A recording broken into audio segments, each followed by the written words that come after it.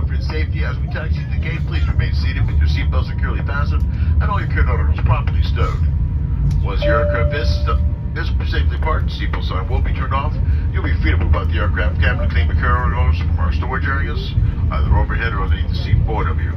We also do ask that you pay special attention to your seat area, under the seat pockets, and those cubby holes in the Delta One and DPS service seats, so as to make certain that you have everything that you brought on board with you, because once you do deplane, you will not be allowed to replane to look for these lost items. Please have your documentation